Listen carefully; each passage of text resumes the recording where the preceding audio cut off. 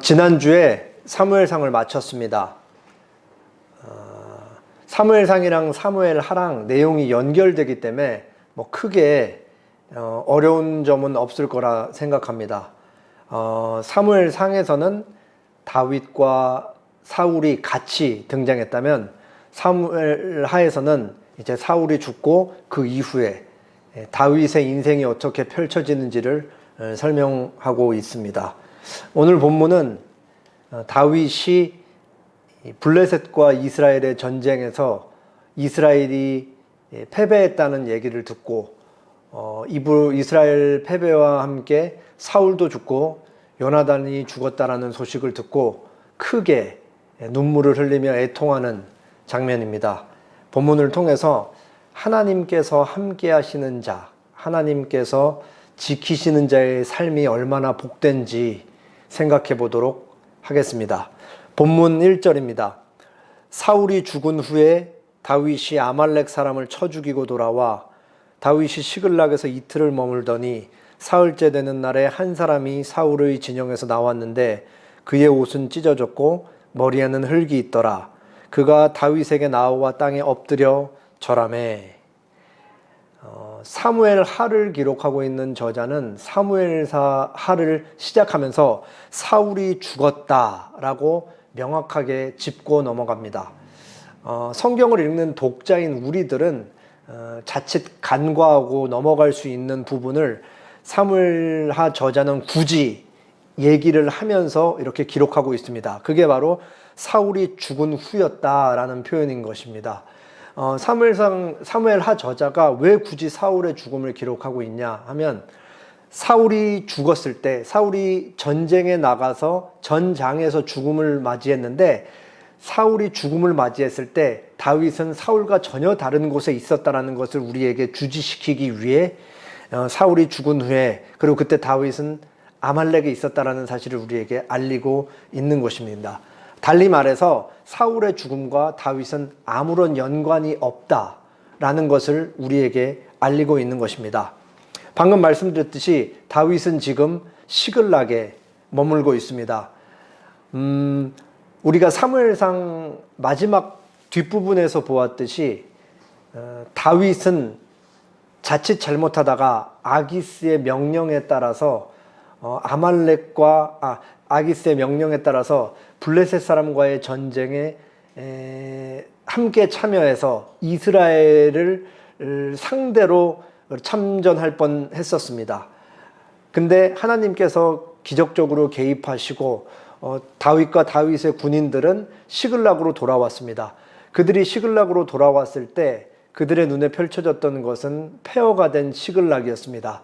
아말렉 사람들이 쳐들어와서 시글락에 있었던 다윗의 삶의 터전을 전부 다 불태웠고 부인들과 자녀들을 모두 다 잡아갔던 것입니다. 그렇게 다윗은 자기의 군인들과 함께 아말렉 사람들을 쫓아갔고 그들을 쳐서 부인들과 자녀들을 다시 되찾아오는 그들과 재회하는 장면을 우리가 살펴보았습니다. 그리고 나서 이제 다윗은 다시 가족들과 함께 시글락으로 돌아왔죠.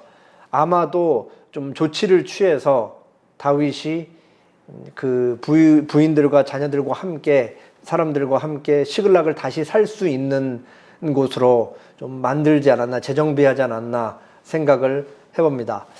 그렇게 다윗이 시글락에 있었을 때 다윗이 시글락에 있으면서 유다에서 자신에게 도움을 줬던 사람들에게 전리품을 나누기도 했었죠. 그렇게 다윗이 시글락에 있은 지 3일이 지났을 때 한 사람이 다윗을 찾아옵니다. 다윗은 이 사람을 보자마자 이 사람이 좋지 않은 소식을 듣고 왔구나라는 사실을 직감합니다. 어떻게 그렇게 직감할 수 있었냐면 이 사람이 옷을 다 그 사람의 옷이 찢겨 있었고 머리에 흙이 있었기 때문에 그렇습니다. 이때 당시에 옷을 찢고 머리에 먼지, 재를 뿌린다라는 것은 나라가 전쟁에서 크게 패배했거나 가까운 사람이 죽었을 때 사람들이 하는 행동이었습니다. 다윗이 이 사람의 이 꼴을 보자마자 이 사람이 뭔가 안 좋은 소식을 들고 왔구나라는 생각을 했을 것입니다. 다윗을 찾아온 이 사람은 오자마자 다윗에게 대뜸 절을 합니다. 여기서 우리는 두 가지 정도 이 사람의 행동에 대해서 의심을 해볼 수 있습니다. 첫 번째는 이 사람이 왜 다윗을 찾아왔냐라는 의심입니다. 이 사람은 분명히 이스라엘과 블레셋 전쟁에 사울의 군인으로서 참전했던 사람이었는데 사울이 죽은 소식을 전쟁이 다 끝나기까지 기다렸다 혹시라도 누가 살았는지는 모르지만 먼저 기브아에 가서 기다리면서 후에 어떻게 자신에게 이제 명령이 떨어지는지 사울과 관계된 사람을 만나고 기다렸어야지 정당합니다. 그러나 이 사람은 기브아로 가지 않고 무려 160km나 떨어진 길보아 산에서 시글락까지 그 먼 거리를 다윗을 찾아와서 그렇게 엎드려 절을 하고 있었던 것입니다. 두 번째 의심은 뭐냐 하면 이 사람이 다윗을 찾아와서 절을 했다라는 사실이죠. 다윗이 누군 줄 알고 이 사람이 절을 했겠습니까? 당연히 다윗이 사울 뒤를 이을 이스라엘 차기 왕이라는 사실을 이미 알고 왔던 것이고 그렇기 때문에 절을 했던 것입니다. 이 사람의 머릿속에는 사울과 다윗의 관계를 이미 알고 있었고 다윗이 사울의 뒤를 이어서 이스라엘의 왕이 될 것이라는 사실을 생각하면서 다윗에게 왔던 것이었습니다. 이 사람을 보자 다윗이 묻습니다. 네가 어디서 왔느냐? 그러자 이 사람이 대답하죠. 내가 사울 이스라엘 진영에서 도망쳐서 왔습니다. 그러자 다윗이 전쟁 결과에 대해서 묻습니다. 전쟁이 어떻게 됐느냐? 그러자 이 사람은 세 가지로 대답을 합니다. 이스라엘 사람들이 많이 도망쳤습니다. 그리고 많은 이스라엘 사람들이 죽었습니다. 마지막으로 사울이 죽고 요나단이 죽었습니다. 이 마지막 말을 들었을 때 사울이 죽고 요나단이 죽었다라는 말을 자칫 정치적으로 이해하면 이스라엘의 현 왕이 죽었고 그 현 왕을 이을 왕자까지도 죽었습니다라는 말로 이해할 수가 있습니다. 아말렉 사람은 이런 의중을 가지고 다윗에게 이 얘기를 했던 것입니다.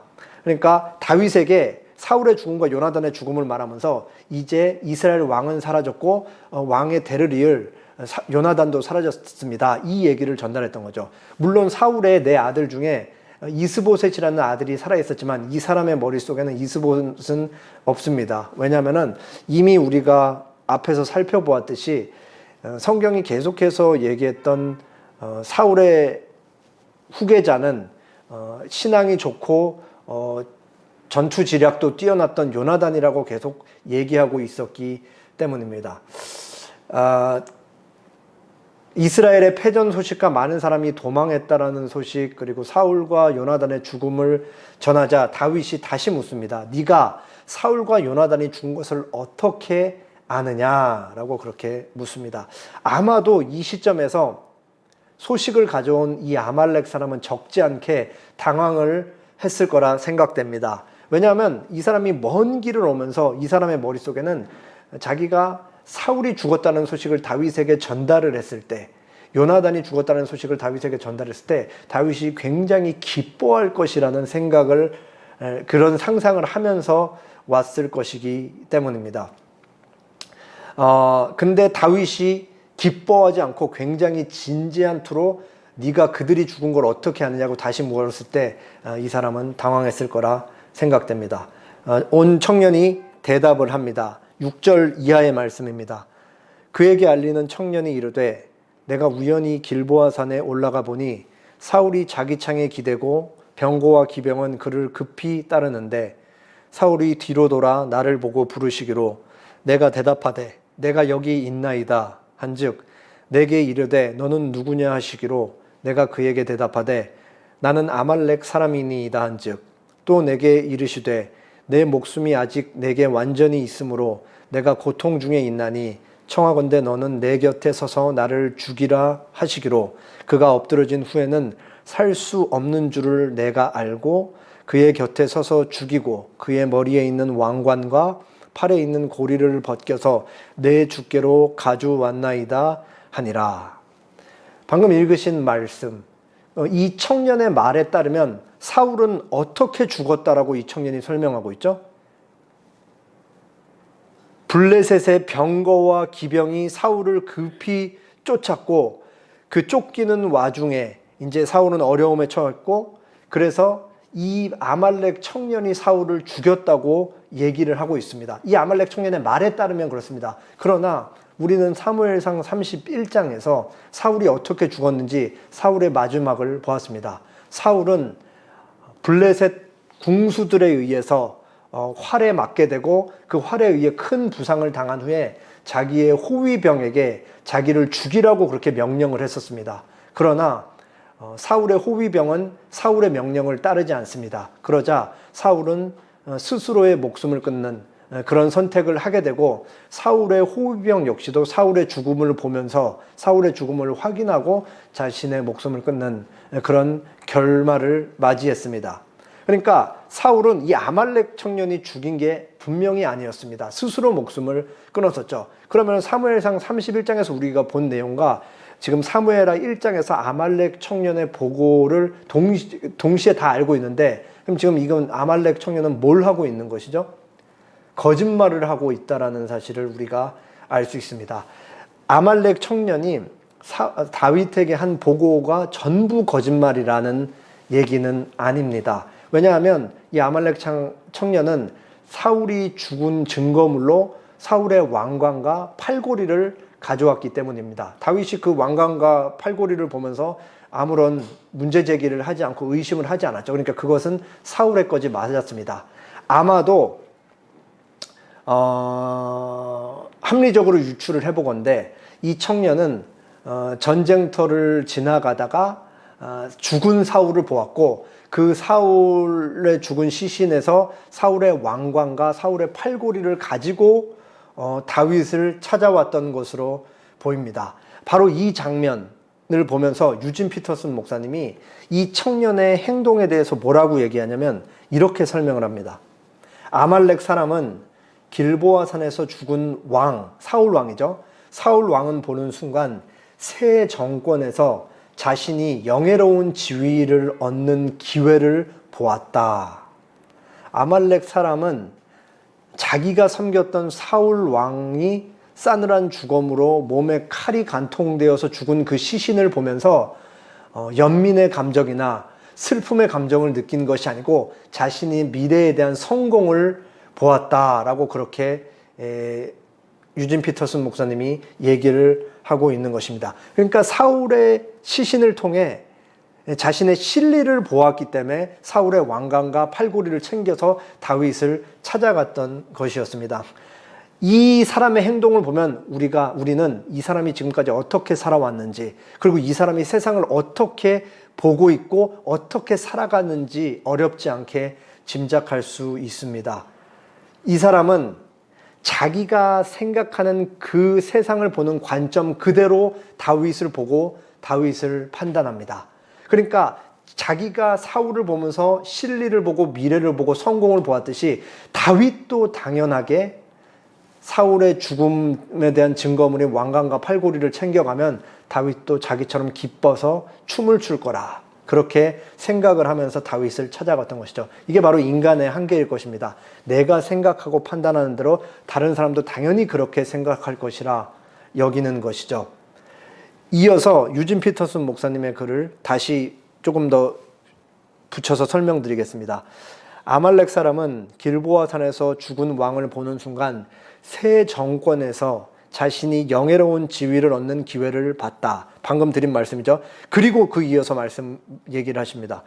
그러나 다윗이 기름 부음 받은 그 왕 속에서 일하시는 하나님을 보며 반평생을 보냈다는 사실을 아말렉 사람이 어찌 알았겠는가. 이 아말렉 사람의 치명적인 실수였죠. 다윗도 당연히 자신과 같을 것이다 라고 착각한 것이 아말렉 사람의 치명적인 실수였습니다. 다윗은 자신과 전혀 다른 사람이라는 것을, 자기는 하나님 없이 세상의 이익만을 쫓는 사람이지만 다윗은 하나님의 말씀을, 하나님을 가장 소중하게 생각하면서 하나님의 뜻대로 살아가는 사람이라는 것을 보지 못한 것이 이 아말렉 청년의 큰 실수였던 것입니다. 우리가 잘 알듯이 다윗에게는 가장 중요한 제1 신앙 원칙이 있습니다. 그것은 뭐냐 하면 다윗은 하나님의 절대 주권을 인정하고 그것을 가장 중요하게 여기면서 살았던 신앙인이라는 것입니다. 내가 살고 죽는 것, 내가 왕이 되고 왕이 되지 못하는 것, 그리고 내 사랑하는 가족을 지킬 수 있고 없는 것, 내 주변에 일어나는 모든 일들이 다 하나님의 주권하에 일어난다라는 사실을 다윗은 제일 원칙으로 고수하며 살았던 사람입니다. 그렇기 때문에 다윗은 사울의 죽음을 보면서, 사울을 보면서 왕위를 찬탈하는 꿈을 꾸는 것이 아니고 하나님의 주권을 계속해서 보아왔던 것입니다. 다윗은 이미 사울을 죽일 기회가 2번이나 있었습니다. 그러나 다윗은 사울을 2번이나 죽이지 않았습니다. 심지어 다윗과 함께하는 군인들이 이것은 분명 하나님이 주신 기회입니다. 이 기회를 놓쳐서는 안 됩니다. 사울을 죽이고 모든 것을 끝내야 됩니다. 라고 설득을 하려고 했을 때조차도 다윗은 자신들과 함께한 부하들의 얘기를 거절하면서 하나님께서 그 기름 부으신 자를 절대로 죽일 수 없다라고 그렇게 확고하게 자신의 의견을 말했습니다. 왜 그러냐면 하나님께서 모든 일을 알아서 처리해 줄 것이라는 주권에 대한 신앙을 갖고 있었기 때문에 그럴 수 있었던 것입니다. 그러니까 다윗은 이 아말렉 청년이 사울의 죽음을 얘기했을 때 기뻐 뛴 것이 아니고 춤을 추며 노래를 불렀던 것이 아니고 그것에 대한 굉장한 아파하는 마음이 있을 수 있었던 것입니다. 이 아말렉 청년의 생각대로라면 다윗은 분명히 통념대로 그렇게 기뻐해야 했지만 다윗은 사울이 죽었다라는 소식을 듣고 전혀 기뻐하지 않았습니다. 만약 다윗이 아말렉 청년의 생각대로 만약에 행동을 했다면은 다윗은 폭군이 됐어도 진작에 폭군이 됐어야 됐죠. 사울을 죽일 기회나 2번이나 있었기 때문에 사울을 죽이고 이스라엘의 왕위를 진작 찬탈할 수 있었던 사람이 다윗이었습니다. 그러나 다윗은 그러지 않았습니다.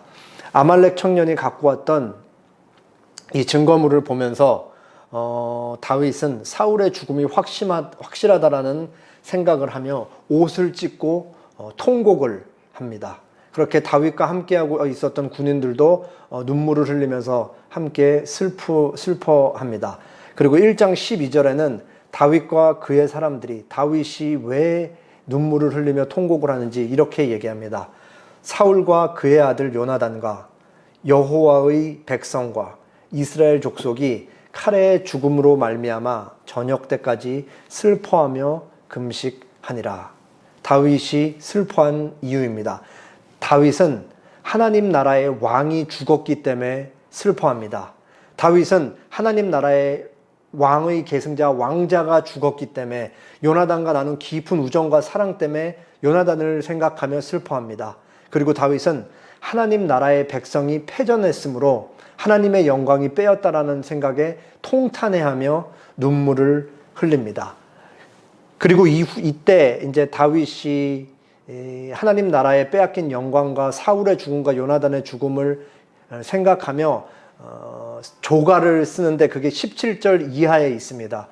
이 다윗이 쓴 조가 시를 보면은 다윗이 얼마나 슬퍼했는지 그 감정을 우리가 더 깊이 느낄 수가 있습니다. 흥미롭게도 몇몇 학자들은 다윗의 눈물을 보면서 이것은 분명히 정치적인 쇼다라고 그렇게 이해합니다. 너무나 당연하게도 다윗은 자기가 사울 다음에 차기 왕이 될 것이라는 것을 알고 있었고 사울이 죽었다라는 소식을 들었기 때문에 북쪽에 있는 사울을 따르는 사람들과 남쪽에 있는 다윗을 지지하는 사람들 사이에 세력을 규합하고 통합하기 위해서 북쪽에 있는 사람들에게 다윗이 사울이 죽었더니 크게 눈물을 흘렸더라는 소식을 이렇게 전해질 수 있게 정치적인 쇼를 했다라고 그렇게 이해를 하는 것입니다. 또한 남쪽에 있는 사람들도 다윗이 왕의 죽음에 대해서 크게 애통하는 모습을 연기를 통해 보여줬다. 그러면서 다윗은 왕의 죽음 앞에 눈물을 흘릴 만한 훌륭한 차기 왕이 될 것이라는 것을 보여주기 위해 그렇게 쇼를 하기 위해 연기를 했다라고 이해를 합니다. 그러나 우리가 알듯이 사람이 연기나 쇼를 하는 것은 두세 번이면 다 들통나는 것입니다. 다윗이 진실되게 눈물을 흘리고 슬퍼하고 있다는 사실은 누구보다 다윗과 지난 10년간 함께했던 그 사람들이 더 잘 알고 있을 것입니다. 이렇게 다윗의 눈물은 정치적인 쇼가 아니라 진짜 슬퍼서 흘리는 눈물인 것을 옆 사람들이 다윗과 함께 생활하면서 다윗의 진정성을 봤기 때문에 더 잘 알고 있었을 것입니다. 아마 다윗이 슬퍼하는 모습, 통곡하는 모습을 보면서 이 아말렉 사람은 두 번째로 그리고 아주 크게 당황했을 것입니다. 더 나아가 당황하는 감정뿐만 아니라 굉장히 극심한 공포의 감정까지도 느꼈을 거라 생각이 듭니다. 왜 그랬냐면 자신의 생각은 다윗이 분명히 기뻐하면서 이 소식을 받아들여야 되는데 다윗은 그러지 않고 왕의 죽음 앞에 눈물을 흘렸기 때문입니다. 다윗은 그렇게 저녁까지 눈물을 흘리고 아말렉 사람에게 다시 묻습니다. 너는 어디 사람이냐? 이미 다윗이 이 사실을 두 번이나 듣고 있어서 알고 있습니다. 아말렉 사람이 사울의 진영에서 온 사람인 것을 알고 있고 아말렉 사람인 것을 이미 들었습니다. 그럼에도 다윗이 다시 묻는 거죠. 너는 어디 사람이냐? 이 질문에는 많은 의미가 담겨 있을 것입니다. 도대체 너는 누구이기에 왕의 죽음을 보면서 거기서 네 실리를 위해 왕관만 챙겨왔느냐?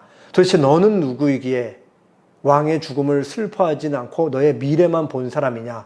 도대체 너는 누구냐? 다양한 의미가 복합적으로 들어있는 것이 아마도 다윗의 이 마지막 질문이었을 것입니다.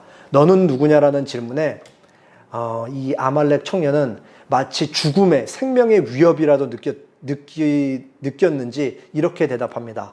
나는 아말렉 사람 곧 외국인의 아들입니다. 이 말이 무슨 말이에요? 나는 당신들의 법과 당신들이 쫓는 중요하게 생각하는 것과는 상관이 없는 외국 사람입니다. 라고 그렇게 대답을 했던 것이죠. 그러자 다윗이 엄하게 이 사람을 보면서 마지막 선고를 내립니다. 14절입니다. 다윗이 그에게 이르되 내가 어찌하여 손을 들어 여호와의 기름 부음 받은 자를 죽이기를 두려워하지 아니하였느냐 하고 다윗이 청년 중 한 사람을 불러 이르되 가까이 가서 그를 죽이라 하매 그가 침에 곧 죽으니라. 다윗이 그에게 이르기를 내 피가 내 머리로 돌아갈지어다. 내 입이 내게 대하여 증언하기를 내가 여호와의 기름 부음 받은 자를 죽였노라 함이니라 하였더라. 마지막 장면이 참 불편한 장면입니다. 이 사람은 자기가 사울을 직접 죽이지 않았음에도 사울을 죽였다라고 거짓말을 했기 때문에 사형 선고를 받았습니다. 그러니까 자기가 하지 않은 일을 자기가 그렇게 했다라고 말함으로써 그 말 때문에 사형 선고를 받아 그렇게 죽음을 당한 것입니다. 그렇게 오늘 본문은 아말렉 청년, 거짓 보고를 한 아말렉 청년의 죽음으로 끝이 납니다. 오늘 본문은 좀 이상한 점이 있어요. 우리는 아무렇지 않게 자연스럽게 읽겠지만 사실 본문에 이상한 점이 분명히 있습니다. 그것은 뭐냐면 상식선에서 보면은 자연스럽게 발생해야 될 일들이 발생하지 않고 얘기가 전원다른 쪽으로 흘러서 결론이 난다라는 것입니다. 무슨 말이냐면 상식적인 흐름과 결론은 이 청년의 머릿속에 있었던 게 맞을 겁니다. 사울의 죽음 소식을 갖고 왔을 때 다윗이 기뻐하고 이 청년에게 큰 포상을 내려서 직책을 마련해주고 다윗 왕국에서 같이 잘 먹고 잘 사는 내용이었을 것입니다. 그러나 이 청년이 생각한 대로 이야기는 전혀 흘러가지 않고 다윗은 오히려 질책을 했고 이 청년의 죽음으로 본문 이야기가 끝이 난 것입니다. 저는 오늘 본문을 보면서 다윗의 눈물, 그 중에서 다윗이 어떻게 사울을 생각하면서 이렇게 통곡을 할 수 있었는가 라는 게 쉽게 이해되지 않았습니다. 다윗이 사랑하는 요나단을 위해, 둘도 없는 형을 위해 세상에서 살다 죽으면서 한 번이라도 이런 사람이 있을까, 이런 사람을 만날 수 있을까 싶을 만한 요나단을 위해 눈물을 흘리는 것은 충분히 이해가 됩니다. 그리고 골리앗이 이스라엘을 향해 온갖 모욕적인 언사를 퍼부었을 때 의분을 느꼈던 다윗이었던 것만큼 이스라엘의 영광이, 그리고 이스라엘이 패전을 통해 하나님의 영광이 빼앗겼다는 생각을 하면서 눈물을 흘렸던 것도 이해를 할 수가 있습니다. 그러나 다윗이 기계가 아닌 이상, 다윗은 인간인데 자신을 지금까지 죽기 위해 계속해서 쫓아오면서 목숨을 위협했던 사울과 이스라엘 왕으로서 사울을 어떻게 분리할 수가 없기 때문에 이게 하나로 합쳐져 있는데 어떻게 그렇게 미운 마음이 있었는지 모르겠지만 어떻게 사울을 위해 눈물을 흘릴 수 있었나 하는 생각입니다. 여기서 우리는 아말렉 사람과 다윗의 차이를 통해 다윗이 어떻게 진정으로 사울의 죽음을 슬퍼하면서 울 수 있었는지를 확인할 수 있습니다. 아말렉 사람은 하나님을 모르는 사람입니다. 어떻게 알 수 있느냐? 그가 오늘 보인 행동을 통해 우리는 그가 하나님을 모르는 사람이라는 것을 알 수가 있습니다. 그리고 이 아말렉 사람은 하나님 나라의 왕이지만 실제로 하나님을 몰랐던 사울 밑에서 지금까지 뭘 배웠느냐를 우리가 읽어낼 수가 있습니다.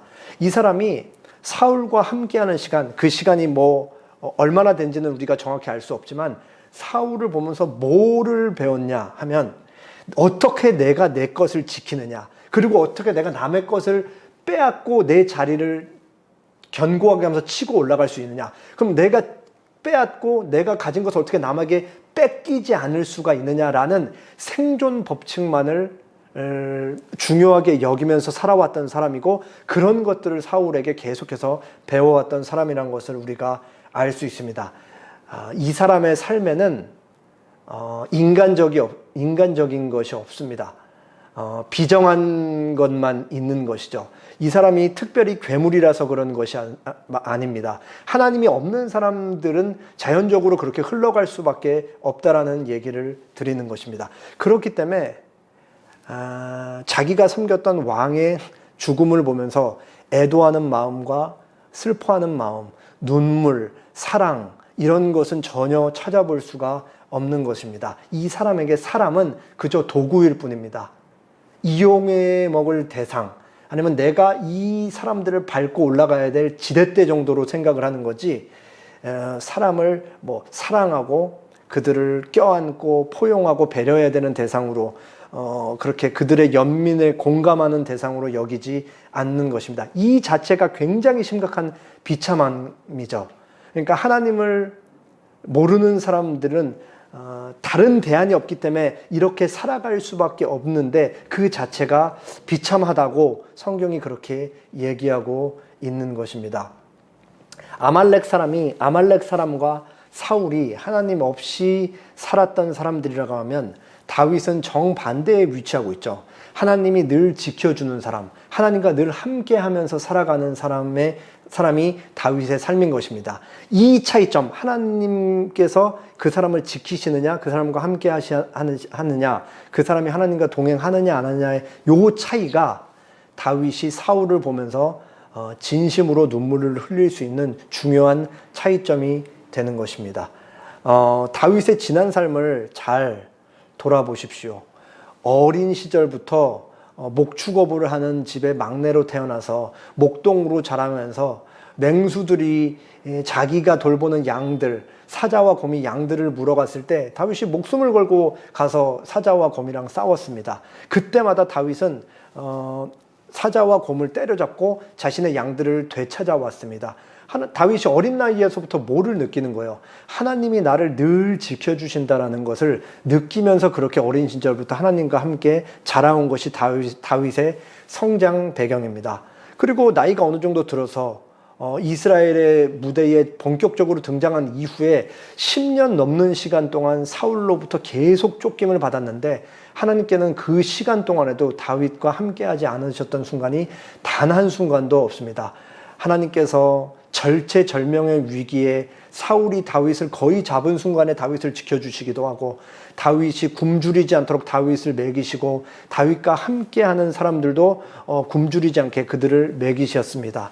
그리고 다윗이 감정 조절을 못해서 큰 범죄, 살인을 하려고 할 때에도 하나님께서 아비가일을 보내서 다윗을 그 범죄로부터 범죄를 하지 않도록 구원해 주시기도 하셨습니다. 심지어 다윗이 아기스, 블레셋 5 반백 중에 한 명인 아기스에게 자신의 목숨을 구걸하기 위해 갔을 그 옳지 못한 결정을 내렸을 때조차도 하나님은 다윗을 나무라지 않으셨고, 다윗이 잘못된 선택을 하는 순간에도 그 선택을 존중하면서 다윗을 길게 기다려 주셨습니다. 하나님이 다윗에게 너 옳지 못한 결정했으니까 네 알아서 해 라고 하지 않으시고, 그 시글락에서 사는 그 시간대 위기의 순간에 하나님이 항상 다윗과 함께 하심으로써 다윗을 그 위기로부터 구원해 주셨다라는 사실을 우리는 보았습니다. 그러니까 이게 다윗이 지금까지 하나님을 통해 경험한 일들입니다. 하나님이 나를 항상 같은 곳에서 변함없이 사랑으로 일관되게 나를 대하셨다. 이게 다윗이 지금까지 살아온 인생 경험 속에서 계속 축적되어 온 하나님의 하나님 되신가, 하나님의 사랑입니다. 하나님이 나를 이렇게 인격적으로 대하시고 나를 모질게 대하지 않으시고, 나의 잘못된 선택과 결정과 내가 어긋나 갈 때조차도 나를 항상 지키시면서 나를 보호해 오셨다. 하나님은 나를 한순간도 사랑하지 않으신 적이 없다라는 것을 자신의 삶을 통해 너무 깊이 있게 경험을 하니까, 이 하나님의 사랑에 대한 경험이 다윗을 점점 더 하나님을 닮아가는 모습으로 변하게 했던 것입니다. 하나님이 나를 이렇게 존중해주고 나를 사랑해주시기 때문에 나는 점점 더 하나님을 사랑하고 싶다.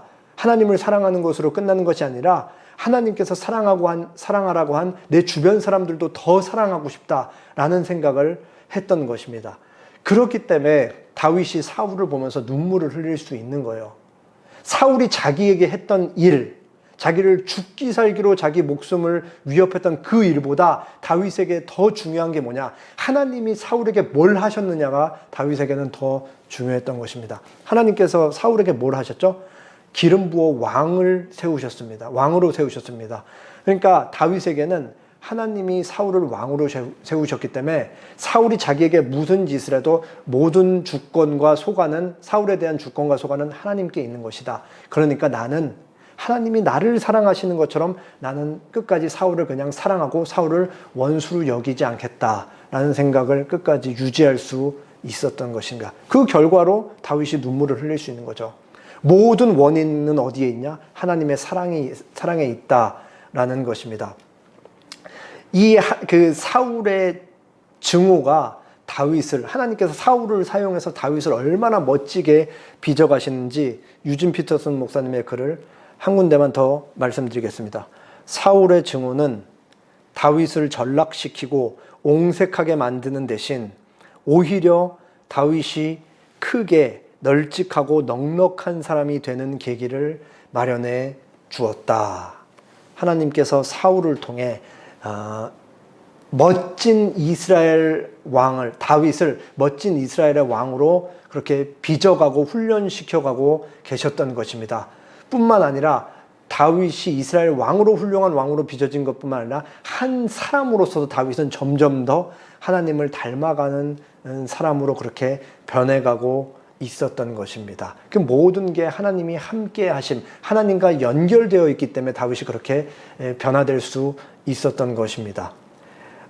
하나님과 함께하는 삶과 그렇지 않은 삶의 극명한 차이에 대해서 예수님은 요한복음 15장 5절, 6절에서 이렇게 말씀하셨습니다. 나는 포도나무요 너희는 가지라. 그가 내 안에 내가 그 안에 거하면 사람이 열매를 많이 맺나니 나를 떠나서는 너희가 아무것도 할 수 없음이라.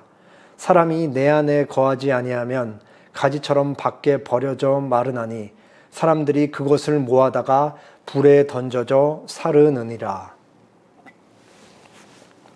예수님께서 무엇을 말씀하고 계시냐? 인간이 인간답게 살기 위해서, 사람이 하나님의 형상대로 창조받은 사람이 하나님의 형상대로 살아가기 위해서는 우리한테 끊임없이 하나님의 사랑, 선함, 다른 사람에 대한 배려, 친절, 평화, 이런 것들이 나오는 것인데, 이런 것은 누구한테 나올 수 있냐? 바로 생명이신 예수님께 붙여진 자, 예수님과 연합되어 있는 사람한테서만 나올 수 있다라는 것을 얘기하고 계십니다.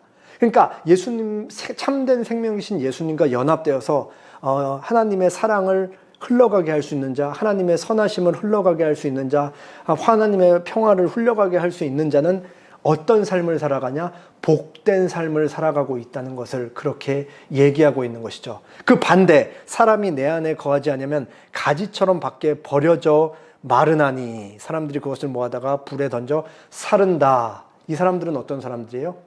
앞에 있는 예수님과 붙어있는 사람이 다윗이면 이 사람은 사울이고, 이런 사람은 바로 아말렉 청년과 같은 사람입니다.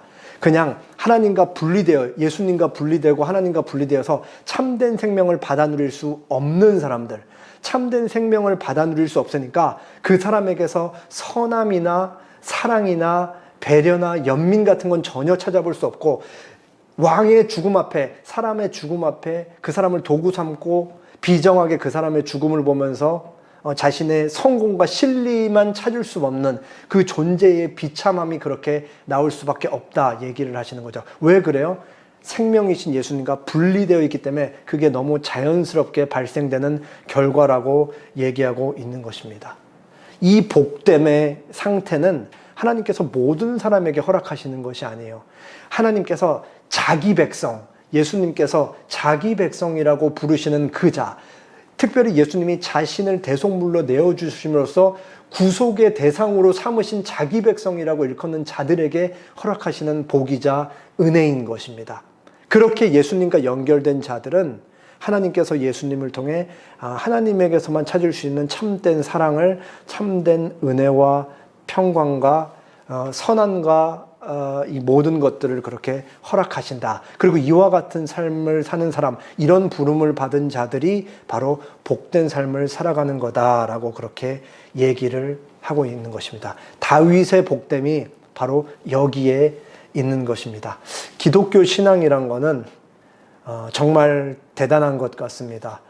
우리가 살아가는 현실이 만만치 않고 참 복잡하고 그렇게 불안한 세상을 살아가고 있지만, 그럼에도 우리가 하나님을, 이 완전한 지혜와 전능한 사랑으로 우리를 다스리시는 하나님의 사랑을 생각하면 우리는 이 복잡하고 어려운 현실 속에서도 가끔씩 평강을 느끼면서 모자람 없이 살아갈 수 있다라는 생각을 하게 됩니다. 그렇게 우리는 이 타락한 세상 속에서 세상에 물들지 않고 하나님과 연결된 자로서 진리를 맛보며 그 진리를 통해서만 주어지는 편안함을 누리면서 그렇게 살아갈 수가 있는 것입니다. 바로 이것이 하나님께서 우리에게 주신 복된 삶인 것입니다.